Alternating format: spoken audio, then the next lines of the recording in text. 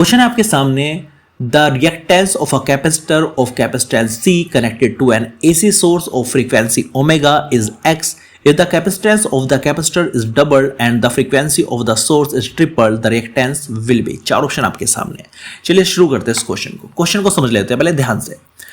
The reactance of a capacitor, एक capacitor का reactance बता रखा है, जो कैपेसिटेंस उसका C है और वो AC सोर्स से कनेक्टेड है। तो मैं कैपेसिटेंस यहाँ पे बना देता हूँ, C इसका कैपेसिटेंस है और ये एक AC सोर्स से कनेक्टेड है और जो इसका रिएक्टेंस है वो कितना है, X है। रिएक्टेंस कितना है इसका, X है। If the capacitance of capacitor, अब सबसे पहले इस कैपेसिटेंस का सिस्टम समझ लीजिएगा। जो कैपेसिटर का कैपेसिटेंस होता है उसका फॉर्मूला होता है X equal to 1/ωc। Formula XC से नोट करते हैं वैसे उसको, इसने x दे रखा है तो खाली x मान लीजिए, अपॉन ओमेगा सी हो गया। अब यहाँ पे ये दोनों क्या है, इनवर्सली प्रोपोर्शनल है।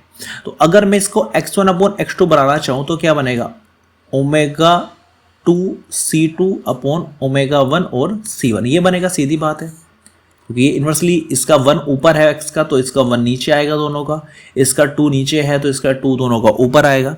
तो यहाँ पे करना क्या, वैल्यू पुट करनी। अब क्या कह रखा है, if the capacitance of the capacitor is doubled. Capacitance पहले कितना था, C1 था, C था और C2 आपने डबल कर दिया गया, 2C कर दिया। And the frequency of the source is triple. Frequency कितनी थी, मान लो ओमेगा थी और अब कितनी कर दी गई, ट्रिपल कर दी गई है, यानी 3 ओमेगा कर दी गई है। ये वैल्यू आपको यहाँ पे पुट करनी है। तो x1 अपॉन x2 इक्वल्स क्या रखेंगे। अच्छा, कैपेसिटेंस शुरुआत में कितना था, x था और बाद में कैपेसिटेंस से पूछ रहा है कितना होगा। ओमेगा 2 कितना है, 3 ओमेगा, C2 कितना है, 2C, ओमेगा 1 कितना है, ओमेगा, और C1 कितना है, C से C कैंसिल, ओमेगा से ओमेगा कैंसिल, और 3 दूना कितना हो गया, 6। x की वैल्यू रखा, x अपॉन x2 कितना हो गया, 6, x2 ऊपर 6 नीचे, तो x2 की वैल्यू कितनी आ गई, x अपॉन 6। तो यहाँ पर राइट आंसर ए हो जाता है। तो इसमें आपको क्या ध्यान रखने लायक बात है, एक तो आपको फॉर्मूला पता होना चाहिए।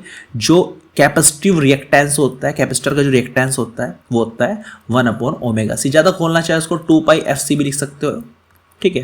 तो इसको ऐसे भी आप ओपन कर सकते हैं, खोल सकते हैं। अच्छा, इसका जो फॉर्मूले है आप सबके याद रखना। अगर इंडक्टिव रिएक्टेंस आ जाता तो हो जाता ωL, वो सामने ही होता है, अपॉन में नहीं होता, ठीक है। इन दोनों का ध्यान रखना।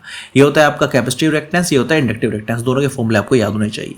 अगर कभी भी डबल ट्रिपल कर दिया ऐसा सिस्टम आ जाए ना तो 1-2 में तोड़ना पड़ेगा फॉर्मूले को, तो 1-2 में निकालना आपसे आना चाहिए। प्रीवियस वीडियोस में मैंने बता चुका हूँ ऑलरेडी। तो यहाँ पर A x/6 is the right answer.